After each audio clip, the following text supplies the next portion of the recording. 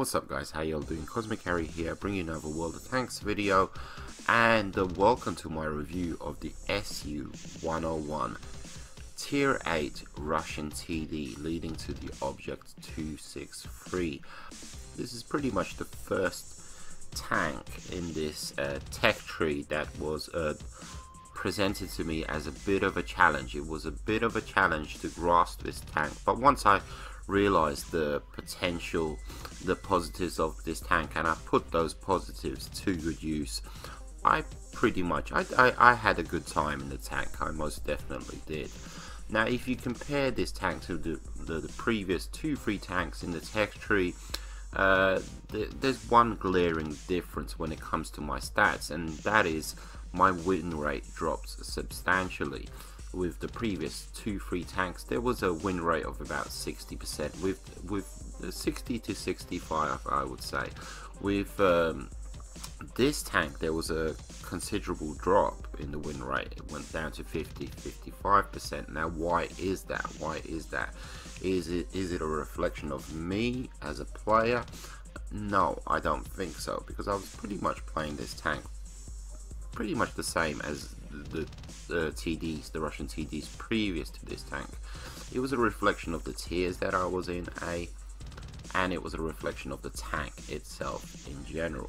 Now why is that? Because of the fact that this is a tier 8 tank, I'm getting into tier 10 games, and due to the glaring weaknesses of this tank, they were even more so prominent when it came to playing in those tier 10 games, and the tank would somewhat sort of fail you on the battlefield, so to speak.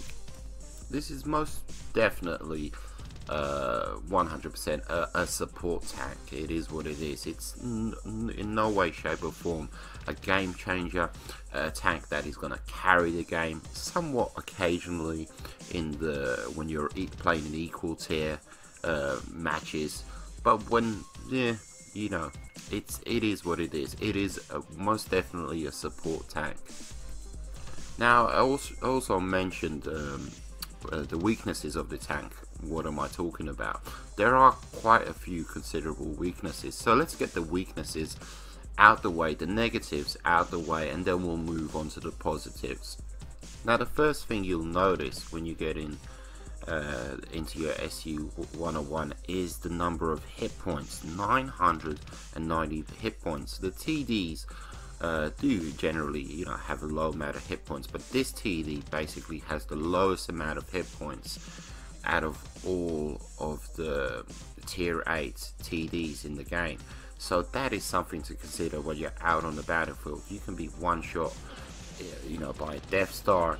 You can be taken out in the blink of an eye by artillery, even lower tier artillery, and definitely if you're up against tier 9s, tier 8s, they can 2-shot you and 3-shot you. So this is something to consider. In other words, you're a support tank. Hold back, stay invisible, beyond the radar, and just support fire, nothing else.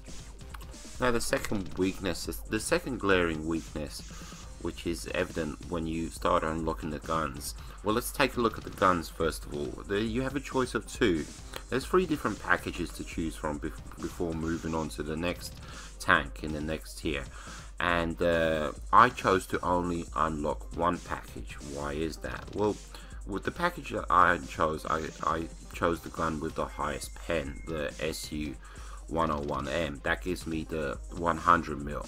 The second gun that is available is in the package marked SU-102, and now that is the 122mm. The 122mm has higher alpha damage but lower pen. Now we are a tier 8 tank. We're rolling out into tier 10 games, so you need a gun with the highest pen that you can get, basically. The third package that's available, I said no thank you very much, due to the fact that all it gives you was an increase in engine power. With this tank you get fantastic engine power as it is, and you get fantastic speed as it is. So in my mind, it was most definitely wasn't worth unlocking. So all I needed was this package, the SU-101M, and in order to grind up to the next tank. Now, having said that, I use the 100mm in order to grind to the next tank in the next line. It has god-awful pen. It has the worst pen out of all the other TDs, tier 8 TDs in the game. A 219 pen. Damage as well, 320. You know, that's pretty piss poor gun in my personal opinion. What it does, it makes up for is the aim time 2.09, which is very good but average compared to the other TDs. Accuracy, same thing, very good, 0.36, but you know, average compared to the other TDs. But what it does hold strong in is the rate of fire, 8.44. That is a very, very high rate of fire, and because of that, it gives you a very high DPM, 2,700 per minute, and that is pretty much comes second only to the AT-15. So that is the first positive of this tank. It does have very, very low pen, but the DPM is there. The DPM is there most definitely. Now the next set of negatives we're going to discuss is the actual armor of the tank. The armor, it's a positive and it's a negative, and it just depends simply how you use it, how effectively you use it, and knowledge of the enemies that you're going to be facing. Due to the fact that this on one hand has fantastic armor, and on the other hand it has terrible armor. It's just how you view it. 120 armor at the front. Now keep in mind, where is that 120? That 120 is on the front plate of the hull. The actual upper plate of at the front of the hull is actually only 90 degrees. Now keep in mind, if you take a look at the tank and how these two plates are sloped, they're very, very well sloped, and because of this can in the right hands, used in the right way, can be severely troll armor.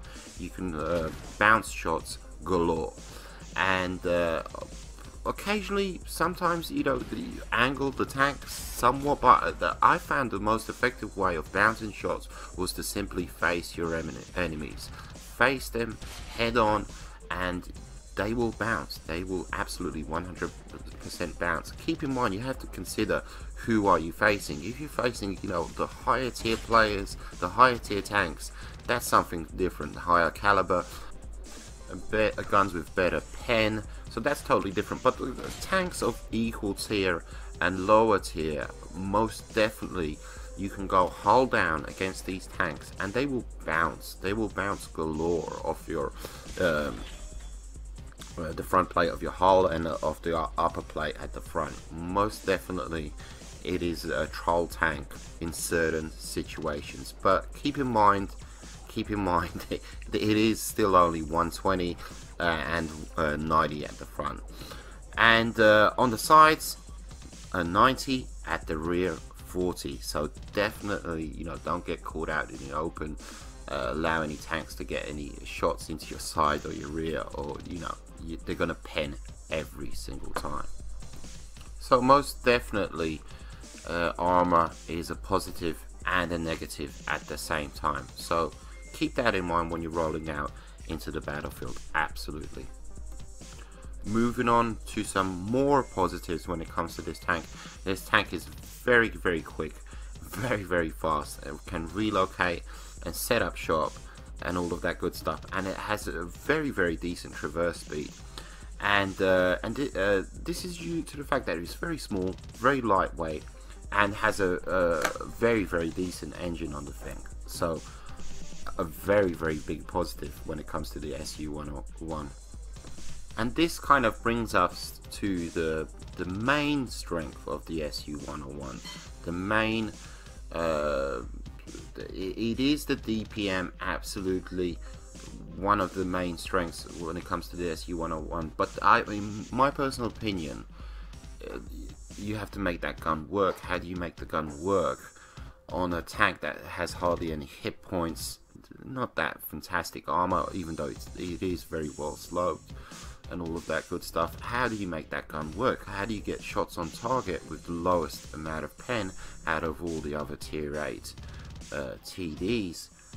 You get it with fantastic camo. You get it with fantastic camo. This tank, as you can see, it's very, very low profile, and it hugs the features of the earth, so to speak, and it almost becomes one, you know, with the terrain that surrounds it.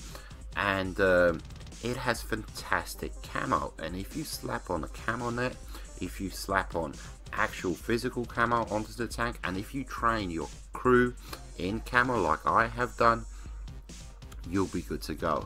You'll be unloading shells. If you know how to use this tank and place this tank in you know, proper troll positions in around the map, and you will unload shell after shell after shell, and you will not only get shots on target, not only will you pen if you know when to shoot, of course, but you won't get lit up at the same time. That is one of the strengths of this tank, is the fact that you are most definitely a silent sniper.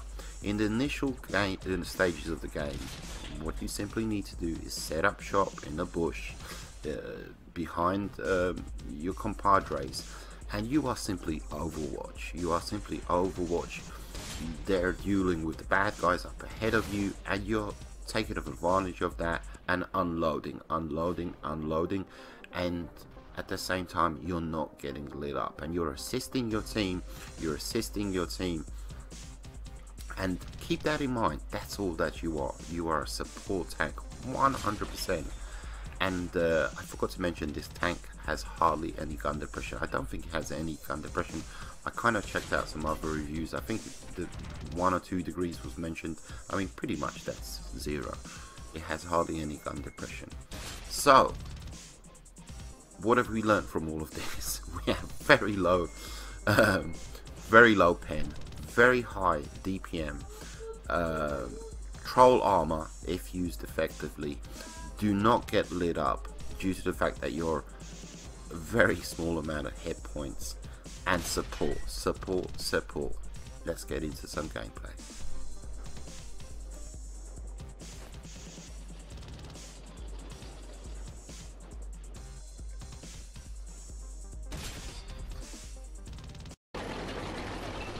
And the first game that we're on today is Sand River, playing assault, and we are on the offensive. 10 minutes to go.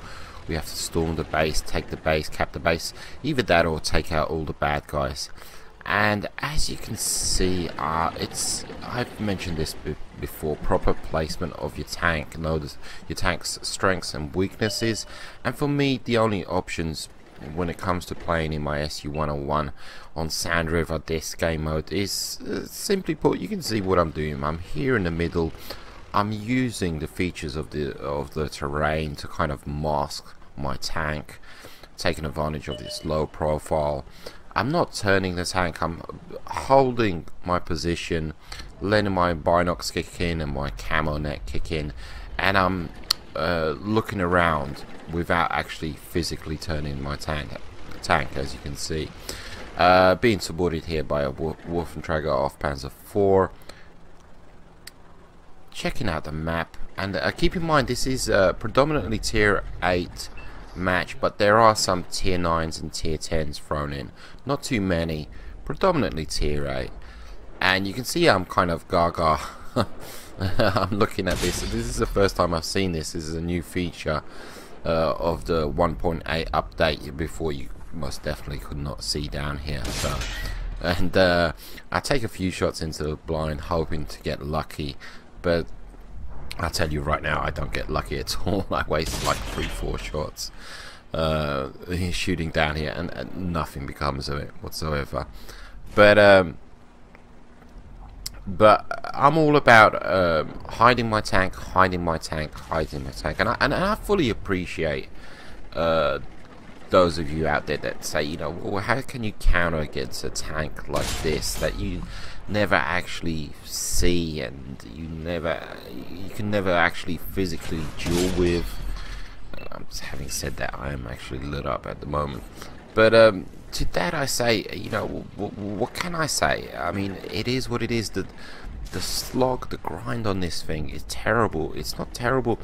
It's you need 150 XP to move up to the next tank, and it is a slog. It is a grind and a half. It's tier 8. It's when things start to get serious and tough and all of that good stuff, or bad stuff, should I say.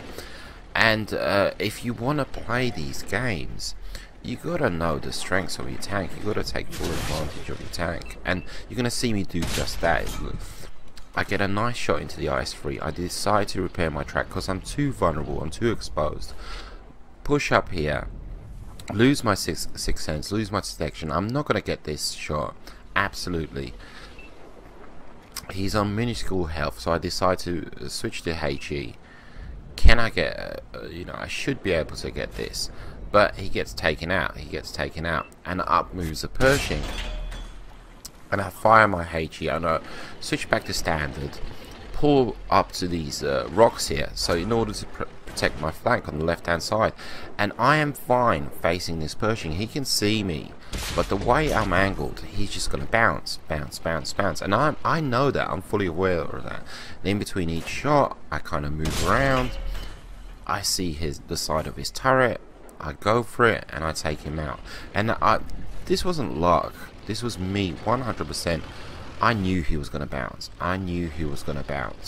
And lo and behold, he shot twice, he bounced twice. And you're going to see this again coming up here.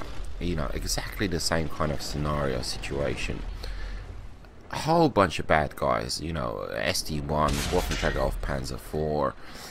Take out the Waffenträger, and as I'm pulling back, you can see me pulling back at an angle. I'm not pulling back in a straight line. This is due to the fact that I thought my lower plate was going to be exposed, so I wanted to angle that lower plate just in case they got shots into me.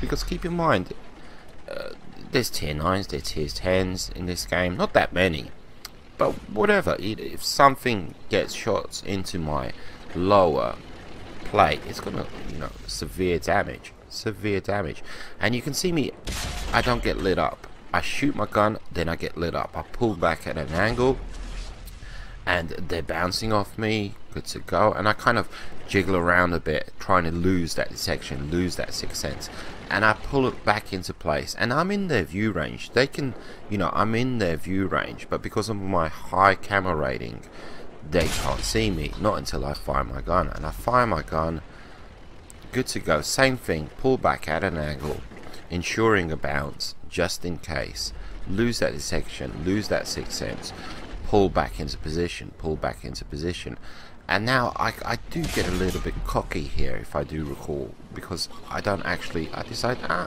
let's just, I'm not getting any shots from my right hand side, let's just stay here.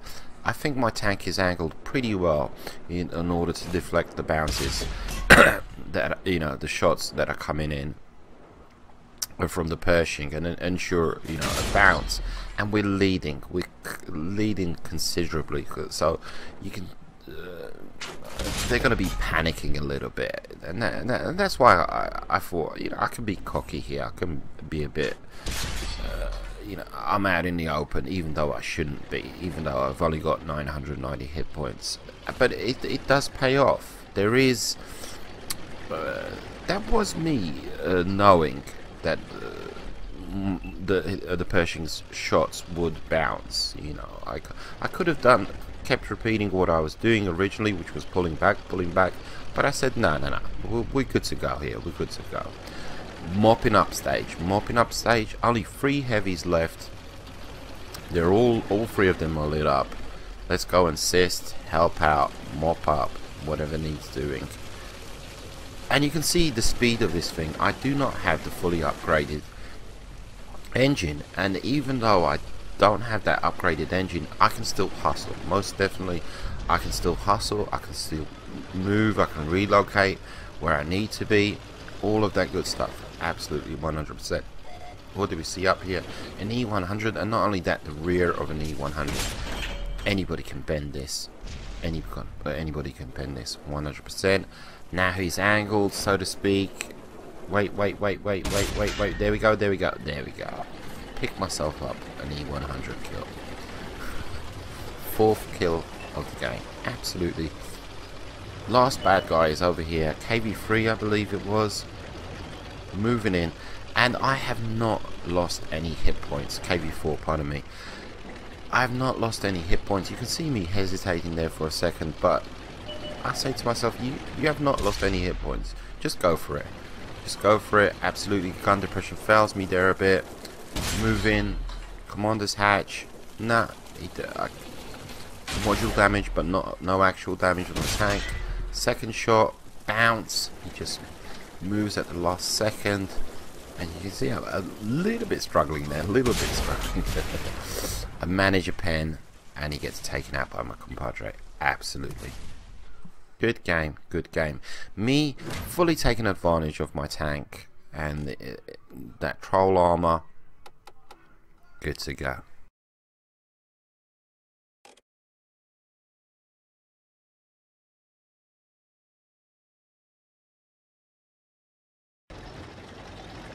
Now this second battle was on a cliff, and it was much more favourable matchmaking. It was predominantly tier 8, tier 7 and some 6s thrown in. But you can see, I'm going to showcase just how effective this armour can be, and how proper positioning, angling of the tank, how effective it can be. But at the same time, it is kind of sort of showcasing the weaknesses of the tank. Insofar as, you know, low amount of hit points, your TD, so you're only facing forward. Occasionally you'll see me fail with gun depression, but at the same time I come out with, you know, a positive, most definitely a positive game. So we're on the left hand side, we're on the right hand side of the map, but my left, and you can see none of my team are over here. Absolutely none of my team are over here, and it's literally me by myself. And because of that fact, due to the fact that I know how to angle my tank just so, and I take advantage of that, and I take advantage of the quick reload speed of this gun, I have a really good game. I mean, you would be watching this right now and thinking, okay, the bad guys are going to push through on this flank, and you can see my compadres are highlighting this side of the map because there's nobody here. Literally, I'm only one, and I'm facing, I see a Panther 2, you know, that's a formidable opponent, and ELC AMX, so you know, the TD's worst nightmare, a tiny little scout that can just go around and around, you know. Having said that, you know, he can only face forward, but Mr. ELC decides to walk into my shot. I take full advantage of that. I've yet to lose any hit points, and this rock and this bush here were my best friend in this game. Literally my best friend. Losing by 1, lose my detection, lose my sixth sense. I know that Panther 2 is down there eyeballing me, checking me out, you know, and I'm not sure who else is out there. So I decide, okay, let's trade shots. You want to trade shots? Let's trade shots. And I'm receiving shots not from him, but from somebody else to my right. Because you're a TD, you can only face one way. I mean, if you move, you know, so it is what it is. I decided to face him off, and whoever was getting shots into me from my right, so be it. And I managed to take him out. Good to go. And I see that it was a Black Prince. Panzer 3-4 comes in, and he just bounces. He bounces. I know he's gonna bounce. If I just hug him, try and give him a nice cuddle, I know he's gonna bounce. Absolutely. He's lower tier than me, and he's gonna bounce. And now I'm using the Panzer as cover, 100% as cover. But I'm still very nervous. We develop a lead here, 100%. But I'm still very nervous. I'm surprised I've lasted as long as I did, and it's predominantly down to my troll armor and me using it so effectively. Even though I was getting shots from the Black Prince and T28 prototype, are you kidding me? There's no way I'm gonna tangle with a T28 prototype, and he's pretty much on 90% full health. You know, he's gonna pen me no problema. So I you know, duck and cover, request fire, request help. What can you do? We have Artie in play.